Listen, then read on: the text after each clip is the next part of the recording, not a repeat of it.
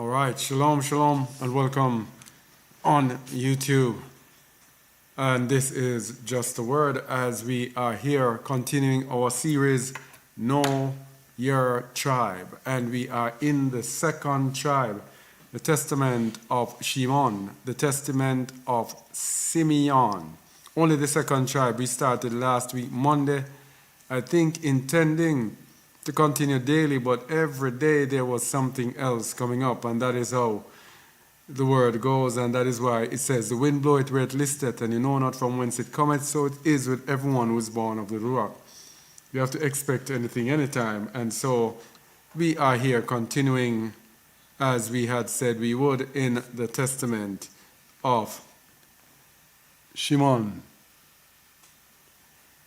the testament of Simeon. All right, so let's begin. I will be accompanied by Ak Refumo, and let's begin by looking at the testament of Shimon, who is the second son of Jacob and Leah. Can you see it? Yes. The testament. I have it on yes. my phone. All right, go ahead. A copy of the word. A copy of the words of Shimon, which he spoke to his sons before he died in the 120th year of his life, at the time when his brother Yoseph died. While Shimon was sick, his sons came to see him, and becoming stronger, he sat up, kissed them, and said, "Listen, my children, to Shimon your father, and I shall tell you the things which I have in my heart." By the way, just to let you know about the testaments were the testaments of the 12 sons of Jacob before they died. And in their testaments, they gave significant insights into what would befall their sons throughout their generations.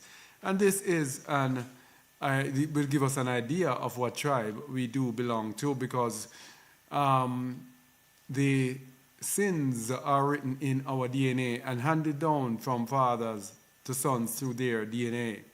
What we do with that sin that has been handed down to us will determine how we are judged. All right? We will not be judged for the sins of our fathers, but the sins of our fathers will be on us to determine the different loads that we carry, the different things that we have to overcome.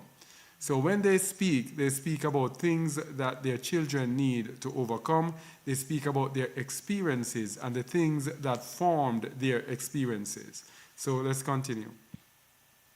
I was born of Jacob, a second son for my father, and Leah, my mother, called me Simeon because Yahuwah had heard her prayer. And I became extraordinarily strong. I did not hold back from any exploit, nor... Hold on. I hear an echo. I did not hold back on any exploit. Somebody can listen to YouTube, please, and hear if there's an echo.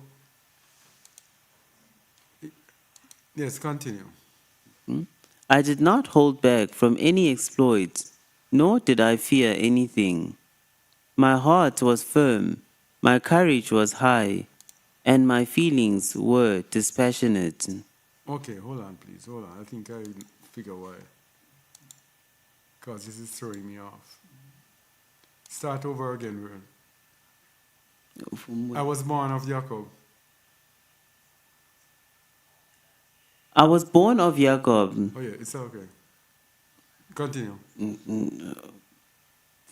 Yeah, continue. I was born of Jacob. Okay, I was born of Jacob, a second son for my father, and Leah, my mother, called me Simeon because Yahuwah had heard her prayer.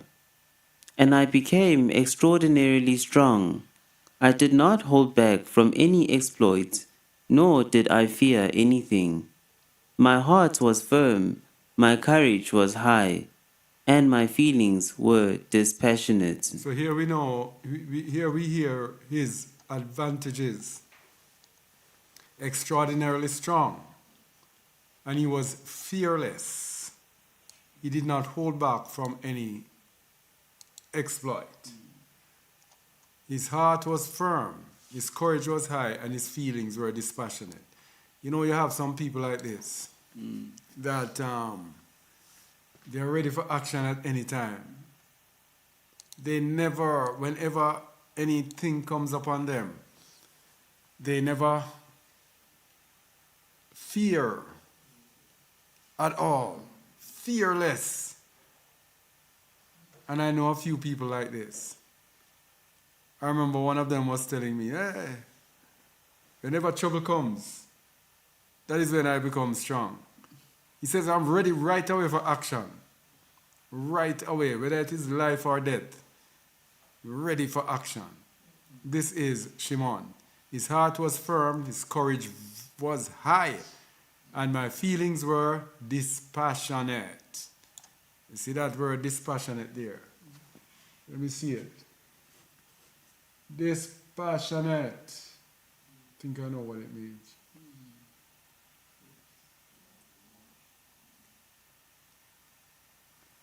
Dispassionate. Not influenced by strong feeling. Not influenced by strong feeling. These are the people who they call heartless or cold. That was Shimon. Continue. For by the alone, manly courage is given to men in soul and body. So it's saying that that was given to him by Yahuwah. Continue. In the time of my youth, I was jealous of Yoseph, because my father loved him more than the rest of us. You see this jealousy? This jealousy is the core of all the brothers.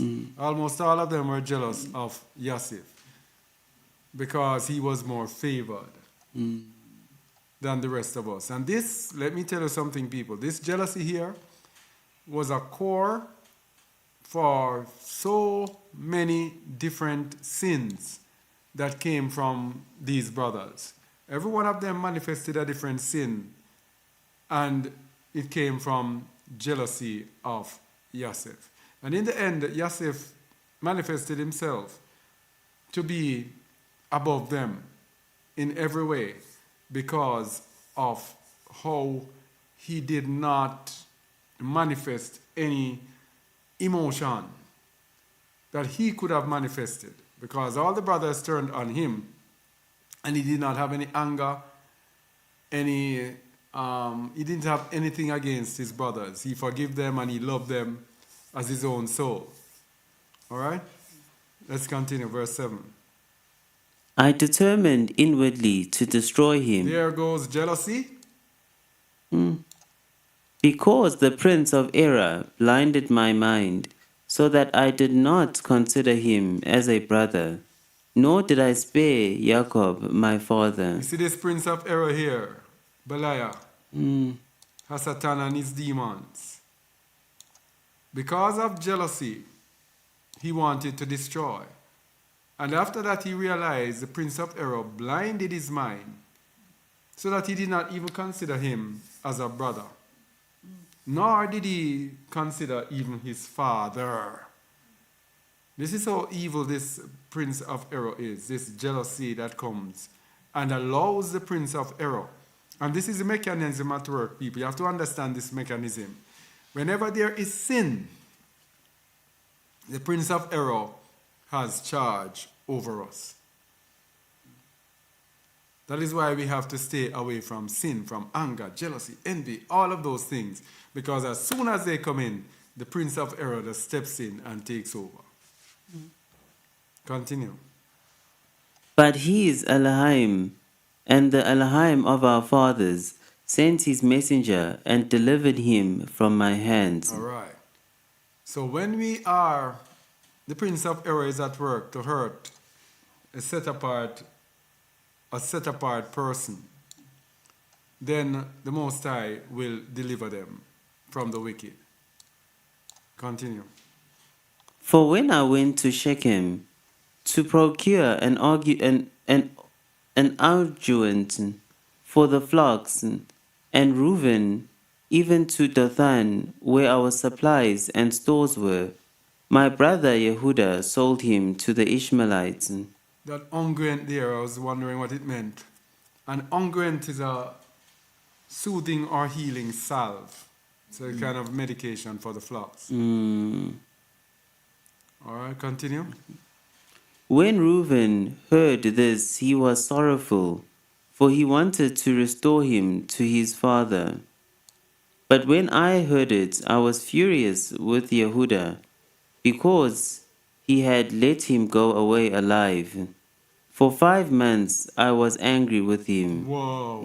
Wow. Man. Cold. I didn't get to kill him. How could you do that? Wow. Reuben was sorrowful. Yeah? But Shimon was angry for 5 months. But guess what? Yahuwah is not sleeping. Yahuwah is not sleeping. So we have with Reuben, with Shimon, jealousy, anger, fury or wrath. And yeah.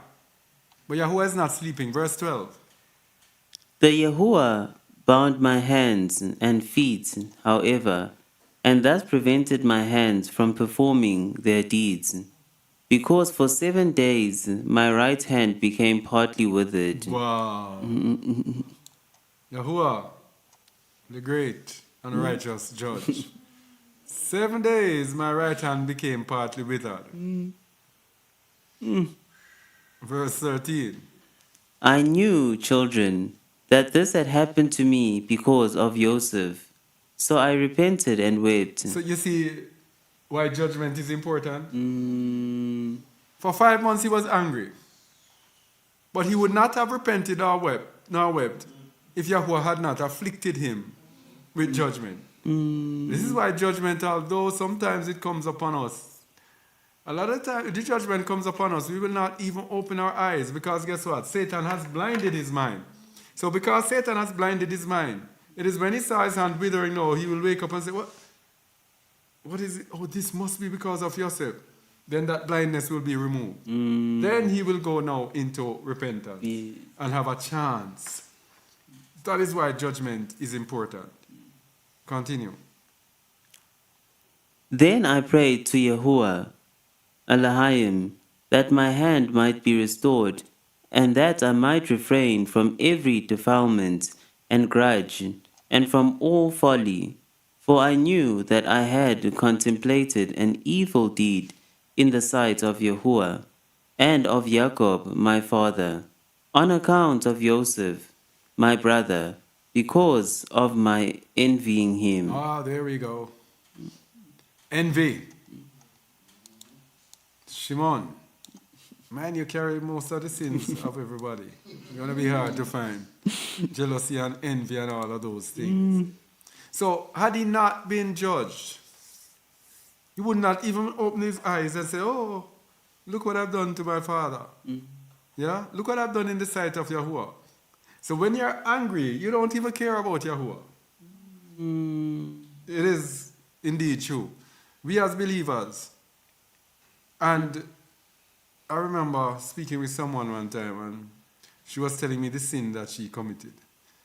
And I was saying, so how could you do that? Don't you fear Yahuwah? Didn't it come into your mind at the time that Yahuwah was seeing you? And there was no answer, which is rhetorical, which is how we all are. Whenever a sin overtakes us, we forget. And I'm there talking about that. And if anything come upon me, I will forget about Yahuwah just the same, if I allow this sin to overcome me. Because that rage and that passion inside of me will be driving me so much, I don't care about anything except to get my satisfaction. That is how we are. So that is why we have to be conscious and fear Yahuwah. It is the fear of Yahuwah that comes within that. So when we now think about doing those things, that fear of Yahuwah, His judgment is waiting for me. That is what's going to stop me. So I am angry with you. I might be envious. I might be. I say no.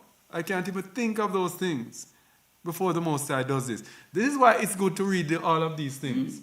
Because we see that the judgment is there, even though it's not obvious, the judgment is there waiting on us. And if we don't stop and take all of those things out of our head, the judgment is there awaiting us. Continue 3:1. And now, my children, pay heed to me. Beware of the ruach of deceit and envy. Wow. The ruach of what? Deceit and envy. Where did that deceit come from? Satan. Hasatan. This ruach of error. This ruach here, ruach of error, that's the angel of iniquity. That is telling you, yes, man, that boy Joseph is blocking us from our father, making our father dislike us and loving him. And tell him, yes, if you get rid of him, your father will love you. Get rid of him. That's the ruach of deceit. That voice that prods you on when that heart is pumping. Boom, boom, boom. Anger. Boom, boom, boom. Anger.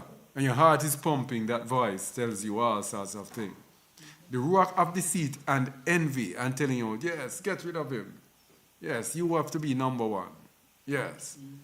You are the second son. Reuben is the first. Reuben sinned. So you must now get everything. How come Joseph just come, this little boy, number 11, and he's now the beloved? Why aren't you the beloved? Those type of things, yeah? Continue for envy dominates the whole of man's mind, and does not permit him to eat or drink or to do anything good. Rather, Oh. So Shimon summed up his whole thing in everything is envy.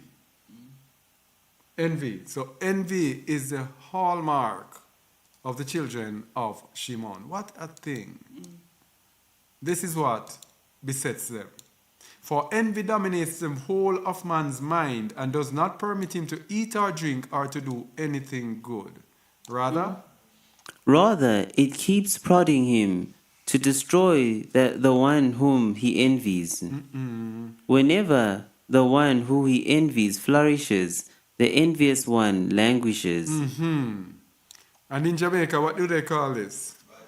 All right. Bad mind. In Jamaica, they call this bad mind. And they will say, how you so bad mind? Yeah. So if you are talking bad or thinking bad of someone, they say you're bad-minded. And they sing songs about it. Bad-minded people. Yeah. Yes. Change your ways. Bad-minded people, change your ways. Whenever the one who is envied flourishes, the envious one languishes. And then in Jamaica, what comes in? Because this goes for every people. Africans are going to know the same. Everybody going to... What comes in when this envy, when you see people flourishing and everything? Jealousy. Jealousy and deceit. Obia. Witchcraft. Witchcraft. And I know they do it here, right? Yes. Whenever people are flourishing and the envy takes you, no, sir, you cannot be flourishing. And then you hit him with a dose of witchcraft. And all different people do different things in different places. Spiritually. Yeah. And by the way, that's what they do with religion here anyway. That's what they do with religion. They bring in worship of familiar spirits and push it to be the de facto religion because they don't want you to find the way. So they make worship of familiar spirit, they make it normal here. Verse 4. Out of the fear, reverence of Yahuwah, I chastened my soul by fasting for 2 years. Oh. You see, the fear of Yahuwah, that is the key.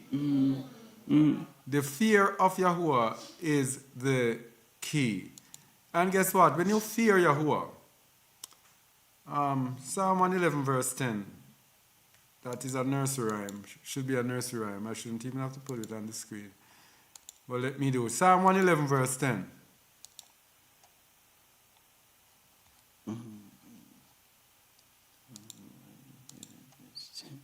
You got The it? fear of Yahuwah is the beginning of wisdom. A good understanding have all they that do his commandments. All right. A good understanding have all they that do his commandments.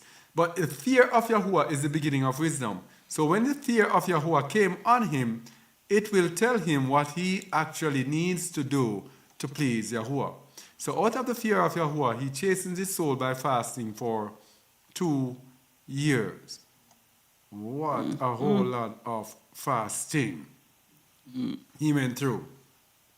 And what happened as a result? And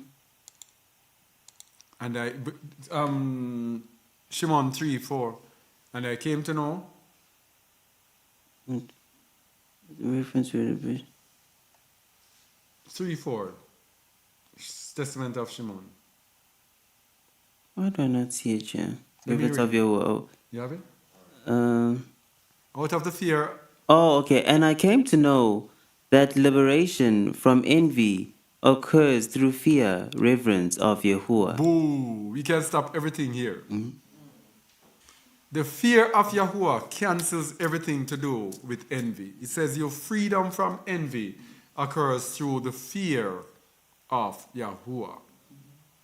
The fear of Yahuwah liberates us from so many things because it prevents us from doing everything that is wrong.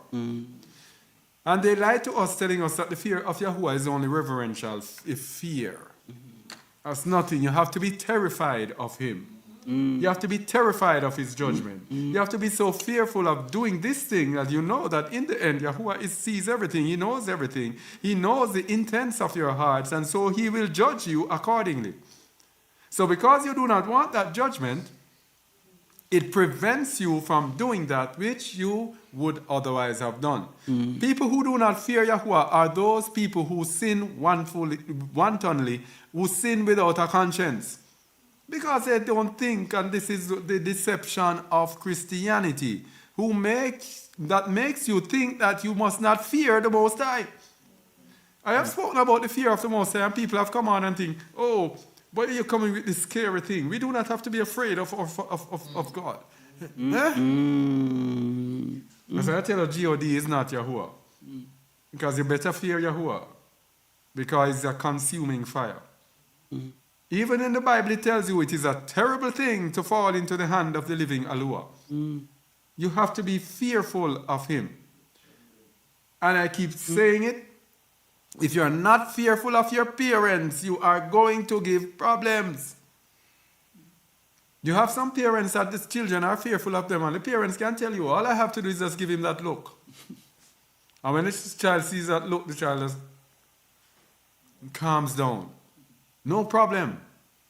No problem whatsoever. It is the same with the Most High. All we have to do is to think of the judgment of the Most High. And it prevents us from all of these sins. Verse 5. If anyone flees to Yahuwah for refuge, the evil Ruach will quickly depart from him, and his mind will be eased. Wow. This is very powerful because it's saying, if you have committed sin, if you are sinful, and you flee to the Most High for refuge, that evil Ruach that blinded your mind in the first place will quickly depart from you. So this Ruach of error will run away from you because you have gone to Yahuwah for protection. And this reminds me of, I'm at the time of when we were children, again, of good children. You have the children there who they have a strong parent. And when anything happens between them and another child, they will even give little trouble and problems, and they give problems, and then they run, go to their parent and hold on to their parent's leg and just sit and look at you. Because they know that you cannot come and say anything because a parent is going to defend them. It's the same thing here. If you flee to Yahweh for refuge, even rock will just have to leave you alone. And then it says, and his mind will be eased. So your mind will not be at ease as long as this rock of error is there. Verse 6. From then on, he has compassion on the one whom he envied, and has sympathetic feelings with those who love him. Thus his envy ceases. And you see this in the natural life. Sometimes you have people who are so at each other's throat, and in the end you end up seeing them become best friends. I've seen this so many times. This happened to me and one of my, probably my best friend, Top Man. Yeah. Remember I was telling you about Top Man? This is how we started out. I was in those days, and I don't even know how to say it decently. He had this close friend. His friend had a girlfriend, and I went in with my evil, stupid self, and took away the girl from him. Top Man hated me for that. And we started out, and you know what? Brought us together? A hurricane. 1988, when Hurricane Gilbert swept through Jamaica. 1988 with Hurricane Gilbert, that was when every enemy became friends. It was the strangest thing. Everybody's place mashed up, the whole place wrecked. All pride was thrown away. And everybody humbled themselves, and all enemies became friends. And that was when Topman and I became friends because of that. So, this sympathetic feeling now brought us into loving and living like brothers after that. Yeah. But this happens in the natural realm as well as the spiritual. Verse 4, verse 1. Now my father was inquiring about me because he saw that I was sullen. And I said to him, I am inwardly in pain, for I was more sorrowful than all of them because it was I who was responsible for what had been done to Yoseph. Oh. So after he turned to Yahuwah now comes the conviction. The conscience now is on him for the wrong that he has done. Verse 3. And when we went down into Egypt, and he placed me in fetters as a spy, I knew that I was suffering justly, and I did not lament. Wow. Sometimes, you're going through some things and you just say, oh, you know what, Father? That's it. But many of us do not do that. Many of us, just, when we come to Yahuwah, we think that when we come to Yahuwah, everything must just be nice and dandy. Some of the sins that we have committed long after the Most High brings them to us. Case in point, the anger of the Most High. Just look at it. This man died already. The Most High anger is still there because what? His judgment was not executed. His judgment was not executed. Yeah. So long after, Shimon knew that it was for Joseph, and he did not lament because he knew that this is my punishment, let me take my punishment. And even for me, sometimes I'm going through some things. That is what gives me solace. And so I'm suffering for something that I did. And so it doesn't feel so bad at all. It does not feel so bad. And you just go through it and take it and know that when you are done, Yahuwah is going to lift you up. So you just patiently take it. Rough though it may seem. Because if you're like me, I did a lot of evil in this life here. And verse 4. But Joseph was a good man, one who had within him the Ruach of Elohim, and being full of compassion and mercy, he did not bear ill will toward me. but loved me as well as my brothers. What a man this Joseph is. What a man. Full of compassion and mercy. And this is the Ruach of Elohim. No grudge, bearing no grudge, and not having up anyone.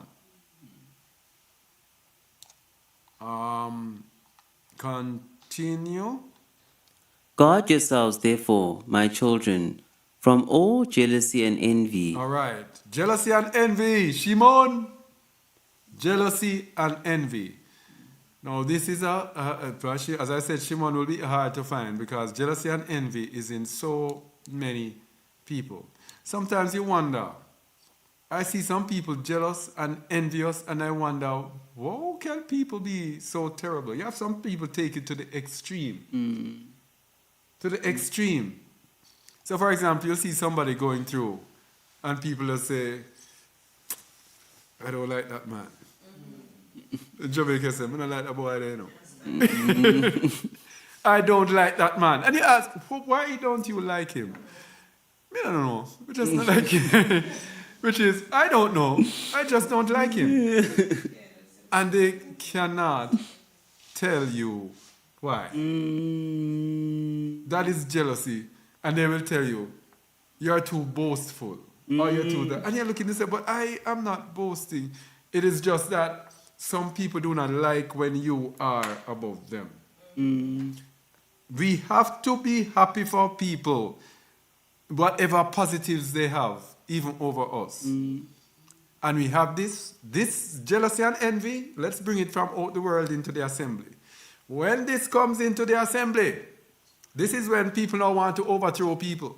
This is when people are jostling for, for a position. This is when people are fighting for ruach. You see, Christianity. It is Shimon's religion. Religion of jealousy and envy. Everybody in Christianity wants to show that they are exalted. Everybody wants to show that they are chosen. And God told me, or God told me, and the Most High told me this and this. And then, guess what? They become out of order. Because they're so into themselves, leaning on their own understanding. The Most High has to tell them everything for themselves. So the Most High will be talking to somebody, even their leader, and they don't listen. Because what? I have to hear from God for myself. I have to hear from whatever they call him, for myself. Yes? Because of jealousy and envy, you do not want it to seem as if the person is speaking to anybody else but yourself. You want all the favor. Huh? You want all the favor. You all the fame and favor. So when you come into an assembly, if you are like that, you're going to get left behind. In an assembly like this, for example, where everybody has a prophetic ruach here. Because the ruach of Yahusha is the ruach of prophecy. What if I'm sitting here now and just thinking, I have to hear from Yahuwah myself? We'll be so left behind. We will be so left behind. Yes? But that is the hallmark of Christianity. And this is what is destroying many, many Christians. Everybody wants to be exalted. Huh? Everybody wants to be exalted. Verse 5 again. Guard yourselves, therefore. Guard yourselves, therefore, my children, from all jealousy and envy. Live in the integrity of your heart, so that Elohim might give you grace and glory and blessing upon your heads, just as you have observed in Yoseph. And we see Yoseph. Yoseph was taken by his brother, thrown in that pit, sold to merchants, sold into slavery. But he never ever faltered from his way. As a matter of fact, the word is going to tell you somewhere in one of the Testament that if Yosef had told the truth, he actually told a lie to protect his brothers. If he had told the truth that he was the son of Jacob, he says everybody would have feared and have let him go. But he did not want to bring down the name of Jacob, because if he said he was the son of Jacob, he would have had to told that his brothers did this to him. So in order to preserve his brothers, he told them that he was a son of a slave. He was a slave. And bore all of this. How many of us are willing to do this? This Yosef here is a superman. He was a predecessor to Hamashiach. Yeah. Not literal predecessor, because some people have the teaching that, oh, Jesus came already, or the most Messiah came already, and he was Joseph, and he was Solomon, and he was this, and he was that. Them had he embraced all the ruach of them all the positive virtues of them all. So each of them had a little piece of Hamashiach in them. Because, as he said earlier, he bore the ruach of Yahuwah. And the ruach of Yahuwah is the same ruach that was in Yahusha. All right, continue. In all his days, he did not reproach us for this deed, but he loved us as his own life. He extolled us more than he did his own sons, and he showered us with wealth, flocks, and produce. And what made Yosef do this?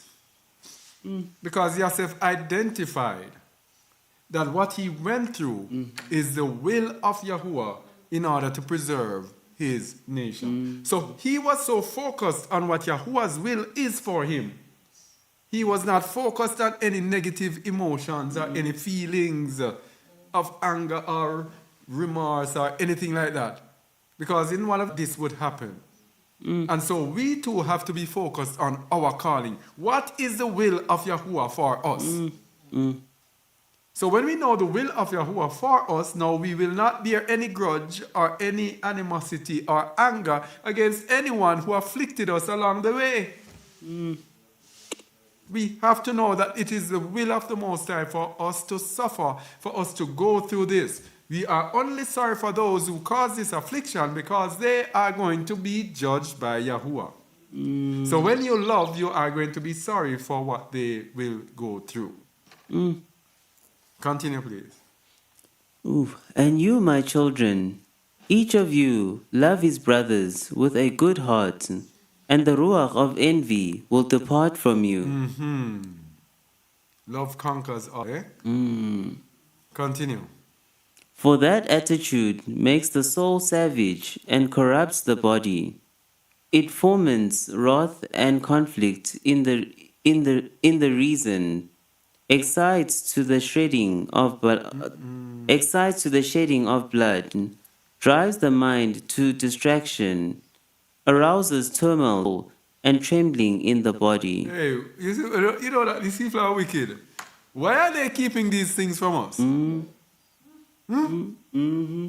Why are they keeping these things from us?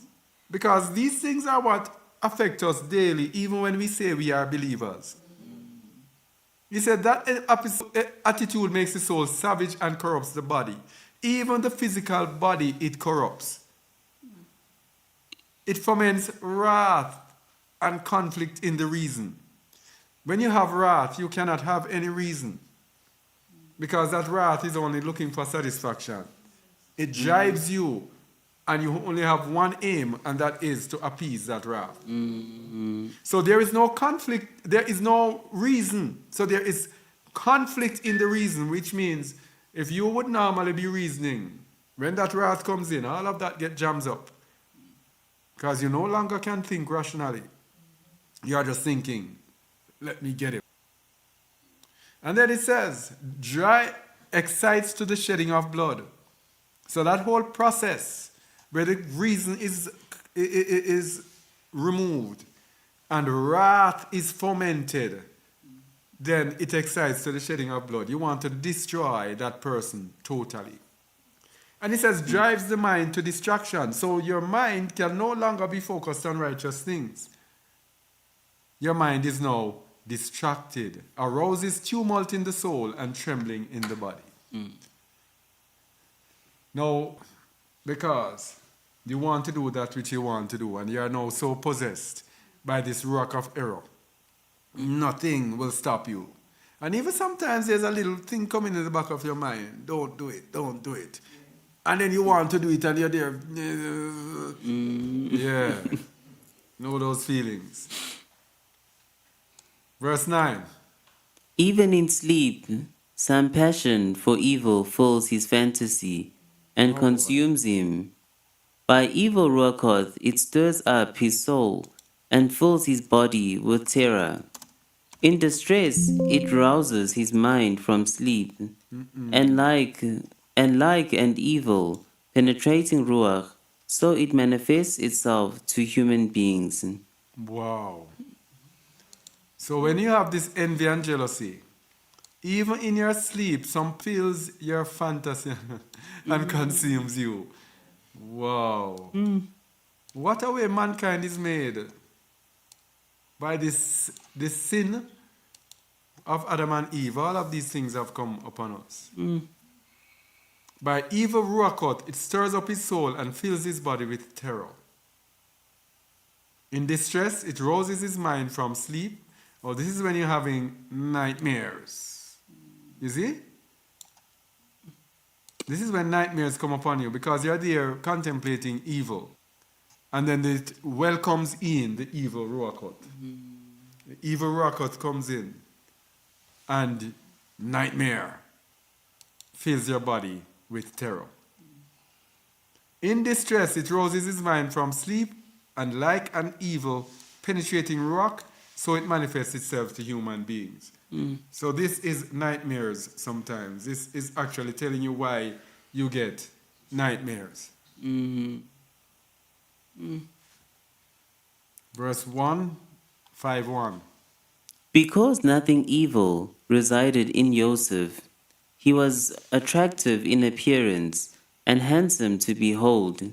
For the face evidences any troubling of the ruach. All right.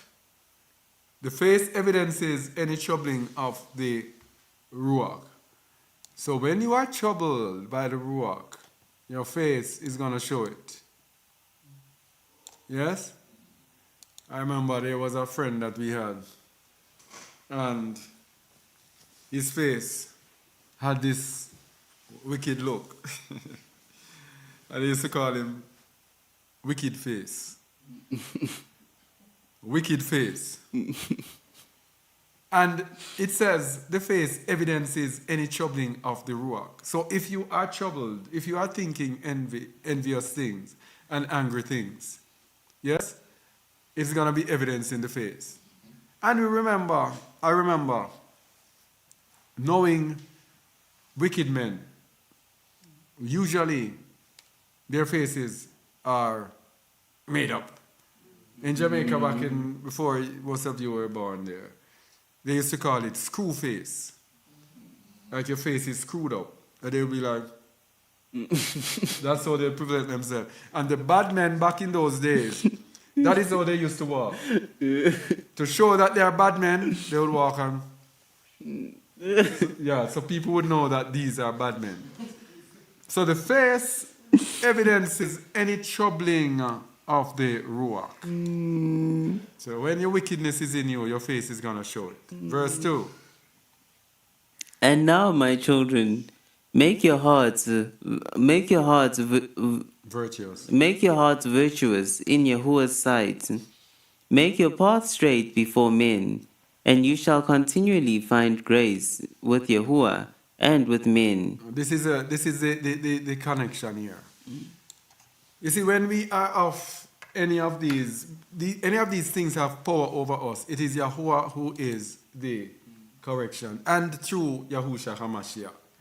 That is the remedy. So no matter which of these tribes we come from, no matter how many of these things are upon us, if we fear Yahuwah, keep his commandments, walk in the way of his son, we have overcome these things.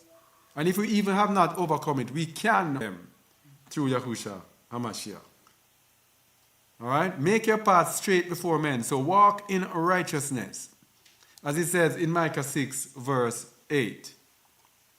Read Micah 6, verse 8, please. Let me just put it on the screen. That song that we sing. Yes. He that showeth thee, He hath. he has showed thee, O man, what is good. And what doth Yahuwah require of thee? but to do justly, and to love mercy, and to walk humbly with thy allure. All right, so here is the solution. He hath showed thee, O man, what is good. Yeah. And what does Yahuwah require of thee? But to do justly, and to love mercy, and to walk humbly before thy allure. This is the antidote that Shimon just spoke about. Let's go back to it. Read 5:2 again, which is Micah 6, verse 8. And now, my children, make your hearts virtuous in Yahuwah's sight. Make your path straight before men, and you shall continually find grace with Yahuwah and with men. Guard yourselves from sexual promiscuity, because fornication is the mother of all wicked deeds. It separates from Elohim and leads men to Belial, Wow. Satan. Oh, we need to speed it up now. Sexual promiscuity. Oh, this is, we looked at it in the multiple wives. Yeah? Yeah. Fornication is the mother of all wicked deeds, although they would argue it's not fornication, but it separates Elohim, man from Elohim, and leads men to Belial, Satan. So promiscuity leads us to Hasatan. Verse 4. For I have seen in a copy of the book of Hanoch that your sons will be ruined by promiscuity. Here we go again. Promiscuity. Judah, promiscuity. Reuben, Shimon, promiscuity. And shall injure with a sword the sons of Levi. Man, Levi has it to do. Who else would attack Levi again? Dan? Reuben. Reuben. So the biggest, first and the second son would attack the third son. But Yahuwah is not asleep. Verse 5. But they shall not be able to withstand Levi, because he shall wage Yahuwah's war, and will triumph over all your battalions. Continue. These forces distributed among Levi and Yehuda will be few in number. Oops. There we go again. Those in the captivity of the house of Judah.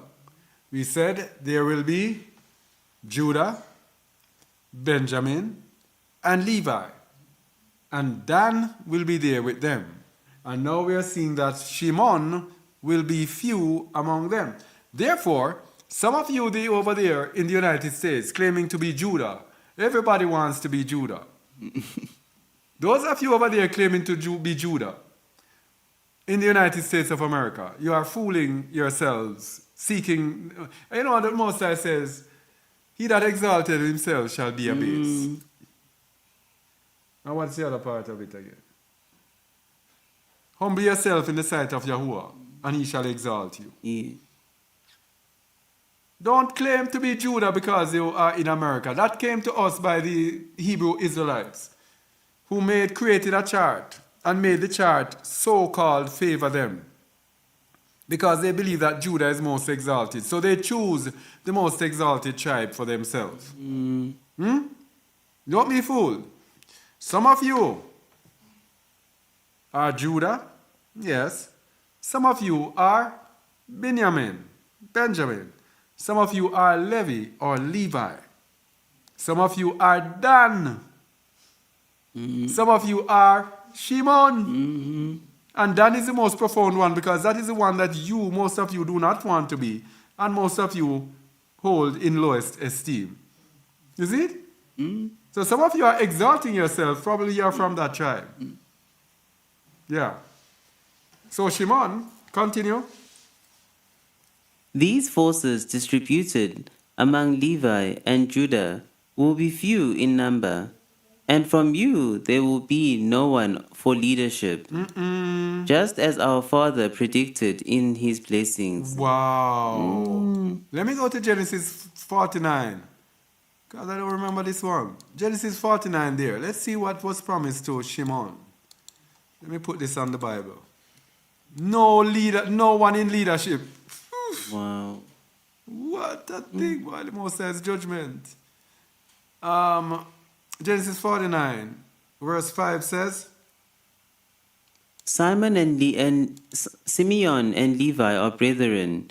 Instruments of cruelty are in their habitations. let me see what's there. Yeah. Verse 6, let me see what they said. Continue. O my soul, come not thou into their secrets, unto their assembly, mine honor, be not thou united. For in their anger they slew a man, and in their self-will they digged down a wall. Cursed be their anger, for it was fierce, and their wrath, for it was cruel. I will divide them in Jacob, and scatter them in Yasharal. There we go. Again, you see this about the captivity? I will scatter them in Jacob. Remember, Levi or Levi was scattered. Those who were serving in the temple in Judah were in the southern kingdom. Others, the other half, was scattered in the northern kingdom. Shimon, the same thing. They were with Ephraim, the northern kingdom, but some were also scattered in the southern kingdom. Therefore, let me say it again, to disappoint you African Americans, as they call you, but our brothers and sisters in the United States of America, some of you are Shimon, some of you are Dan, some of you are Levi, some of you are Judah, some of you are Benjamin. And as we go, we might add more to it. Who knows? So stop thinking and exalting yourselves, people. You must be humble. All right, where were we again? Continue. Verse 6:1. See, I have told you everything, so that I might be exonerated with regards to your sin. So he's telling you that these sins are going to come upon his descendants. Continue. If you divest yourself of envy and every hardness of heart, my bones will flourish as a rose in Yasharal, and my flesh as a lily in Jacob. My odor shall be like the odor of Lebanon. Kadosh ones shall be multiplied from me forever and ever, and their branches shall extend to a great distance. So when they come into righteousness, goodness will come out of them. Verse 3. Then the seed of Canaan will be destroyed, and there will no posterity of Amalek. All the Cappadocians shall be destroyed, and all the Hittites shall be wholly obliterated. The land of Ham, All right, go ahead. the land of Ham shall be wanting, and all that people shall perish. Then the whole earth shall be at rest from trouble, tribulations, and everything under Shamayim shall be free from war. Hold on. So he's speaking about the end. When he says that Canaan will be destroyed. This is in the book of Zechariah. Remember it. Zechariah chapter 14. Verse 20. Start at 19. This is when the Most High now is ruling. This shall be the punishment of Egypt, and the punishment of all nations that come not up to keep the feast of tabernacles. When Zion is restored and the whole world has to be in one order. This is what's going to happen. The same thing that it says about Shimon, we're going to read about it here. Verse 20. In that day shall they be upon the bells of the horses, holiness unto Yahuwah.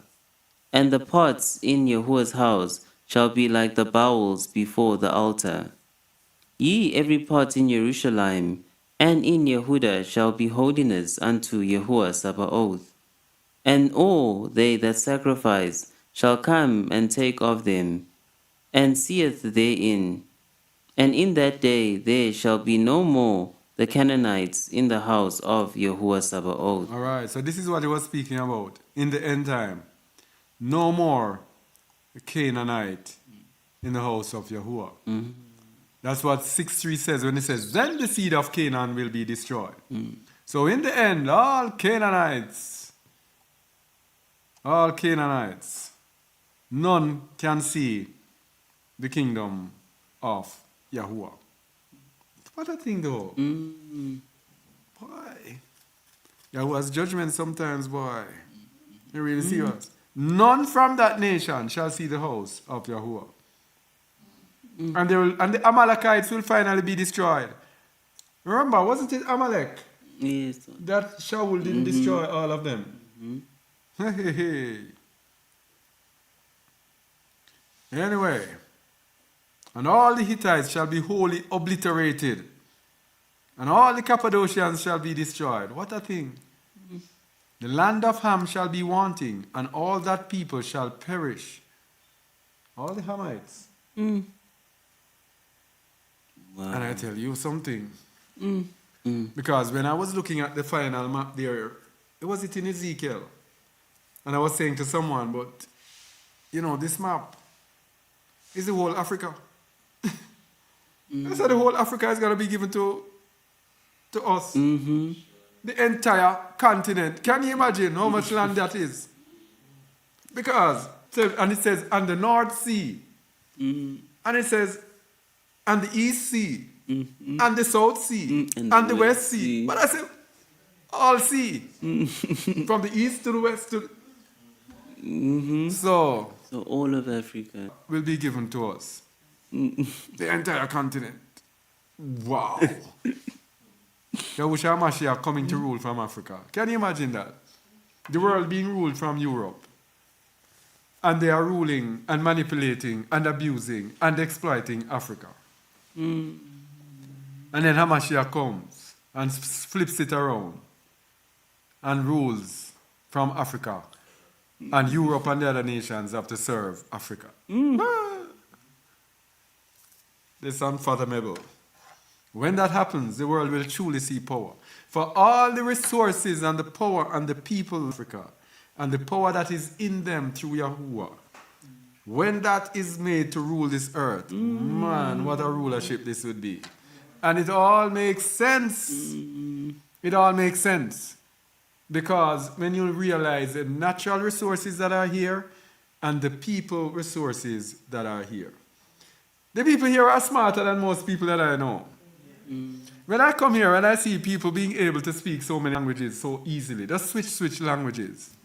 How many languages do you speak? Oh, 5. And people are like, what? I'm struggling with English. One language.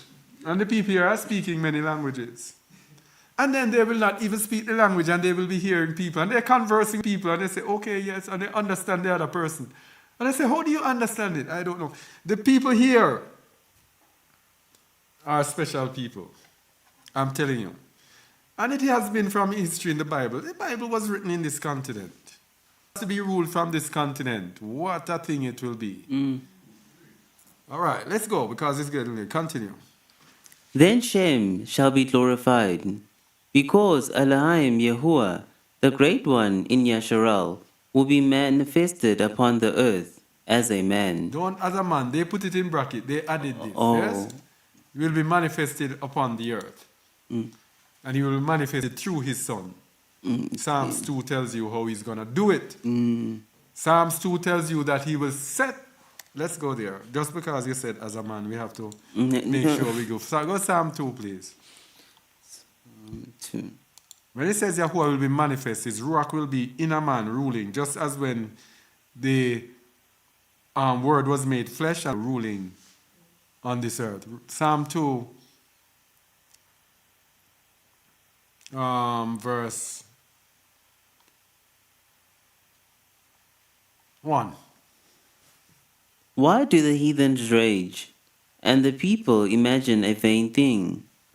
The kings of the earth set themselves, and the rulers take counsel together against Yahuwah and against his anointed, saying, let us break their bands asunder, and cast away their cords from us. He that sitteth in the heavens shall laugh. Yahuwah shall have them in derision. Then shall he speak unto them in his wrath, and vex them in his sore displeasure. Yet have I set my king upon my holy hill of Zion. I will declare the decree. Yahuwah hath said unto me, Thou art my son, this day have I begotten thee. All right. Yet have I set my king upon my holy hill of Zion. This is how Yahuwah will manifest himself on this earth through his son. Okay. Verse 8. Ask of me, and I shall give thee the heathen for thine inheritance, and the uttermost parts of the earth for thy possession. This is how his son is going to rule.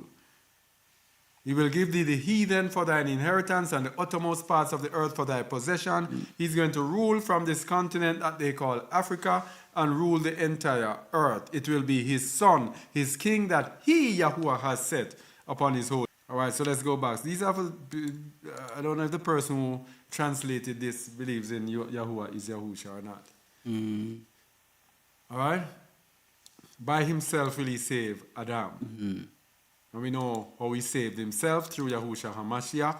We are saved through Yahusha HaMashiach. Awaiting on his salvation. Peradventure we are able to overcome until the end. Verse 6.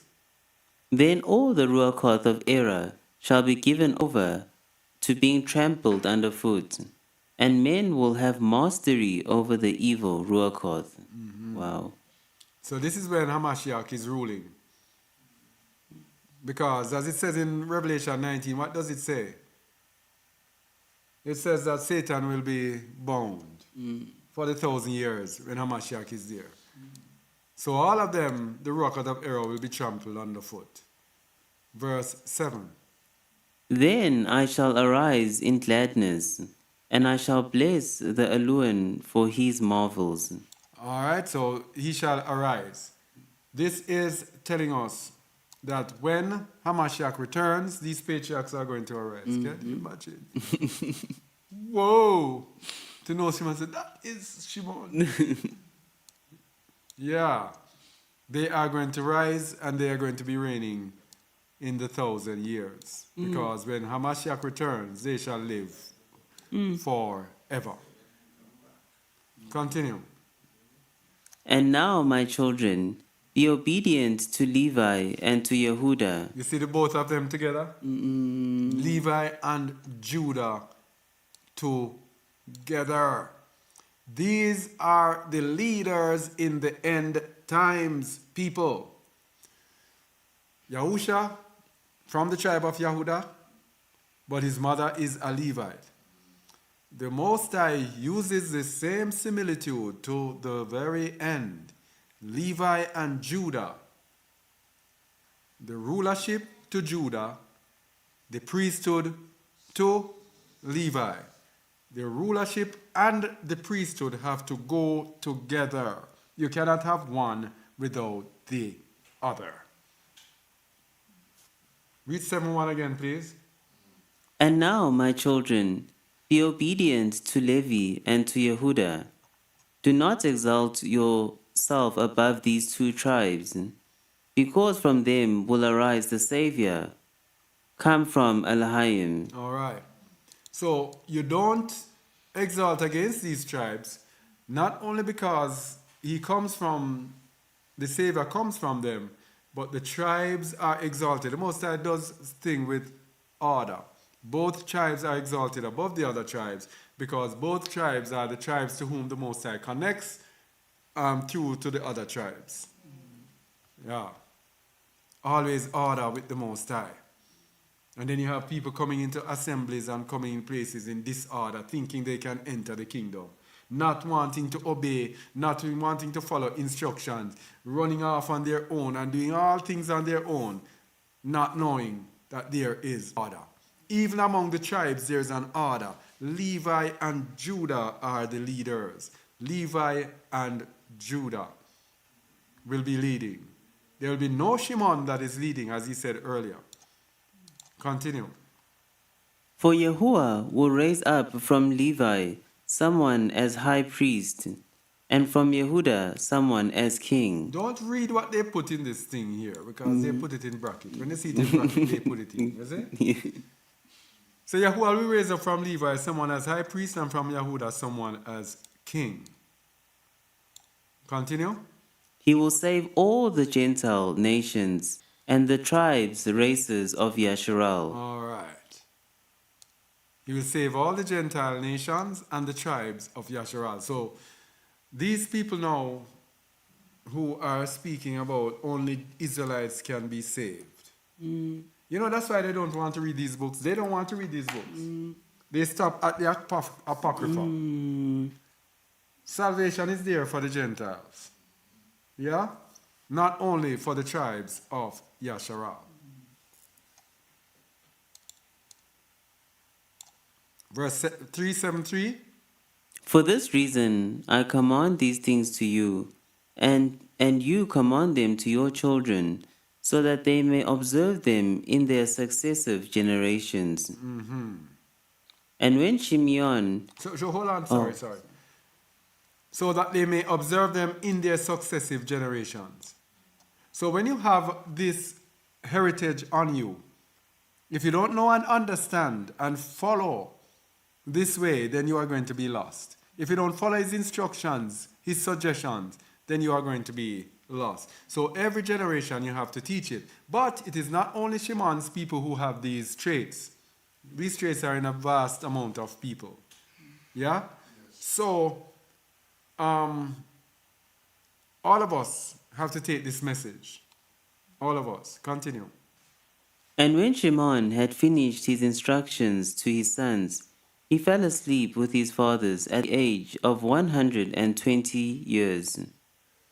They placed him in a wooden coffin in order to carry his bones up to Hebron. They took them up in secret during a war with Egypt.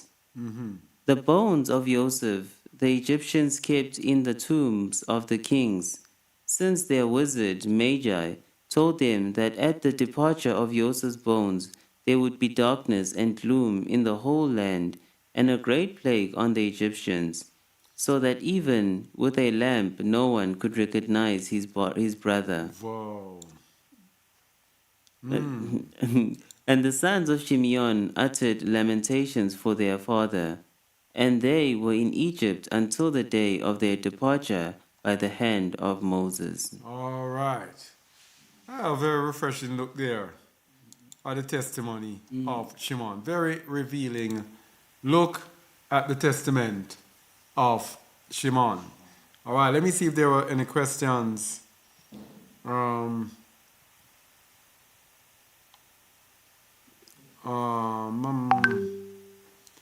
I suppose this book you're reading can be downloaded from your website. Am I right, Elder Khazak? And that is so.